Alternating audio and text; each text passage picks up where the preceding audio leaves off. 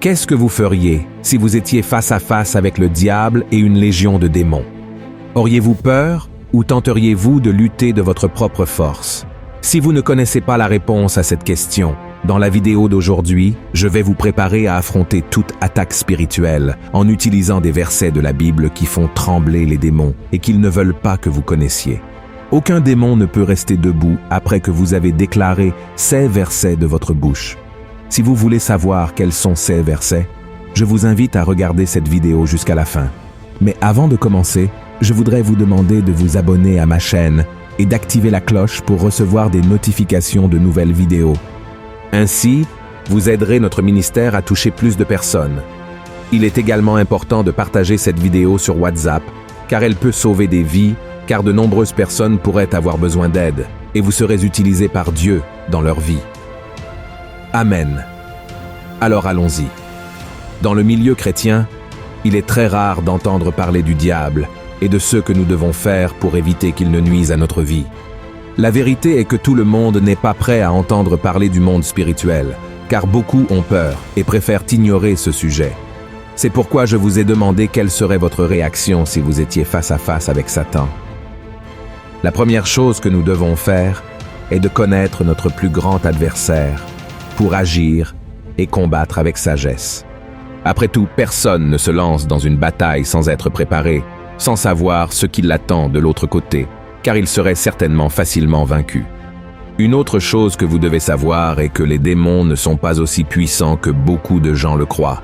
Et la vérité de cette affirmation se trouve dans la première épître de Jean, chapitre 4, verset 4. Voyez ce qui est écrit. Vous, petits enfants, vous êtes de Dieu, et vous les avez vaincus, parce que celui qui est en vous est plus grand que celui qui est dans le monde. Regardez, frères et sœurs, ce que nous avons en nous est bien plus puissant et fort que le diable et sa légion de démons. Et qu'avons-nous en nous? Le Saint-Esprit de Dieu. Si nous avons déjà remis notre vie à Jésus, cela ne signifie pas pour autant que nous pouvons cesser de veiller. Les démons peuvent effectivement causer de grands troubles dans la vie des gens, mais pour notre soulagement, ils ne sont pas invincibles. Autrement dit, ils peuvent être vaincus, et nous avons l'autorité pour les affronter. C'est pourquoi il est si important de connaître cette autorité que Dieu nous a donnée. Ces êtres malveillants opèrent dans le monde spirituel et guettent les moments de faiblesse pour entrer dans nos vies. Mais il existe un autre verset qui apporte une grande puissance pour nous, et le diable ne veut pas que vous le découvriez. Voyez ce qui est écrit dans Jacques, chapitre 4. « Soumettez-vous donc à Dieu, résistez au diable, et il fuira loin de vous. » Regardez comme c'est intéressant. Rien qu'en vous basant sur ce verset, vous avez déjà la clé pour résister au diable et le faire fuir bien loin. Le premier pas est de se soumettre à Dieu. Cela signifie que nous devons mettre de côté notre force, notre intelligence, et ne faire que la volonté du Seigneur.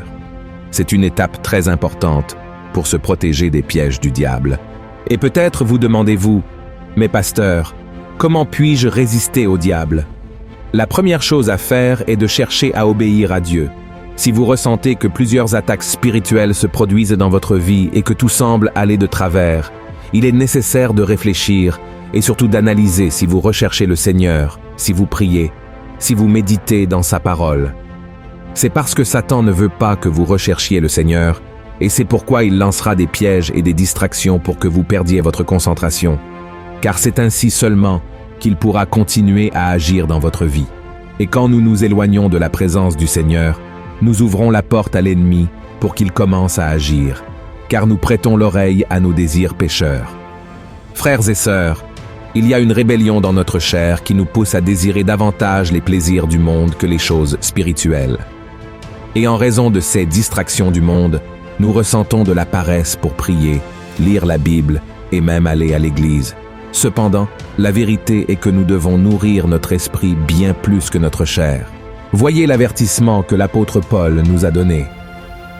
Ceux, en effet, qui vivent selon la chair, s'affectionnent aux choses de la chair, tandis que ceux qui vivent selon l'esprit s'affectionnent aux choses de l'esprit. Et l'affection de la chair, c'est la mort, tandis que l'affection de l'esprit, c'est la vie et la paix. Regardez comme il est important de ne pas prêter attention aux désirs de notre chair, car en le faisant, nous laisserons place à l'ennemi. Nous ne pouvons pas obéir à Dieu seulement dans certaines parties de nos vies. Dieu désire notre obéissance totale, c'est-à-dire que nous devons constamment chercher Dieu, montrant ainsi au diable que nous sommes dépendants du Seigneur. Nous devons comprendre que notre existence n'est pas le résultat de nos propres efforts, mais plutôt de la permission de Dieu. Vous avez dormi hier soir et vous vous êtes réveillé ce matin non par votre volonté, mais parce que Dieu l'a permis.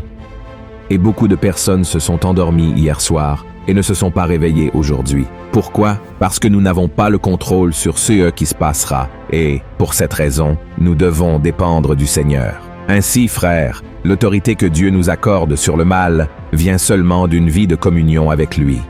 C'est précisément ce que l'ennemi veut que nous perdions. La Bible raconte que le diable a trompé Ève pour qu'elle goûte du fruit interdit, car il voulait qu'elle s'éloigne de la communion avec Dieu et perde ainsi toute autorité. De la même manière, il ne veut pas que vous connaissiez le pouvoir qui réside en vous. Il y a beaucoup de personnes qui sont déjà avec Dieu, mais l'ennemi obscurcit leur compréhension. Et il y a d'autres qui n'ont pas une vie de communion avec Dieu et sont donc facilement manipulés, subissant de grandes conséquences à cause de cela. Il y a une histoire très intéressante dans la Bible qui prouve que le diable et ses démons ne veulent pas que vous ayez connaissance du pouvoir de l'obéissance à Dieu. Dans le livre des Actes, nous voyons que l'apôtre Paul accomplissait de grands miracles et un certain groupe de personnes voulait faire la même chose. Cependant, Paul était soumis à l'obéissance à Dieu et il avait le pouvoir et l'autorité pour chasser les démons. Mais ce groupe de personnes a ignoré le fait que l'obéissance à Dieu est la clé pour résister au mal. Voyez alors ce qui est arrivé à ceux qui faisaient cela.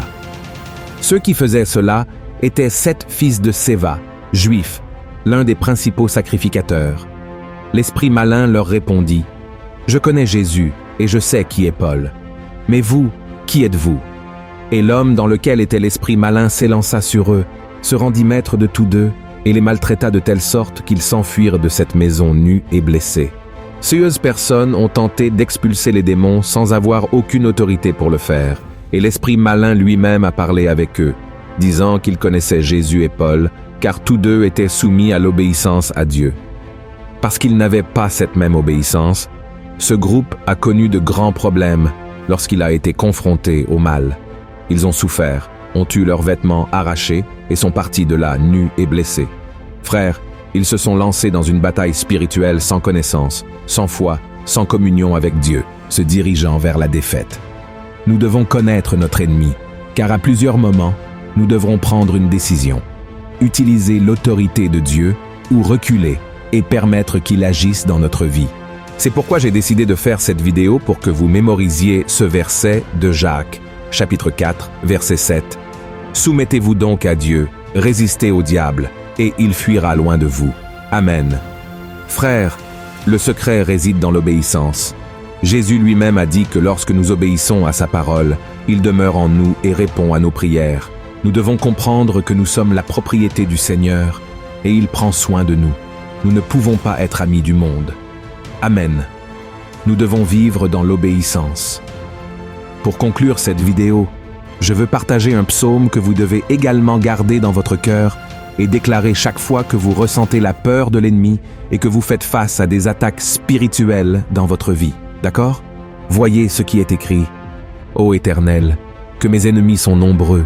Quelle multitude se lève contre moi. Combien qui disent à mon sujet, plus de salut pour lui auprès de Dieu. Mais toi, ô Éternel, tu es mon bouclier, tu es ma gloire, et tu relèves ma tête. De ma voix, je crie à l'Éternel, et il me répond de sa montagne sainte. Je me couche et je m'endors. Je me réveille, car l'Éternel est mon soutien.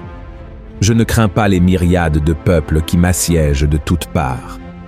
Alléluia, mon frère, que tu fasses également de ce psaume ta prière. Crois que Dieu est avec toi, qu'il te protège, qu'il est celui qui te procure des délivrances, et commence dès aujourd'hui à rechercher davantage la présence du Seigneur. Amen. Une grande étreinte.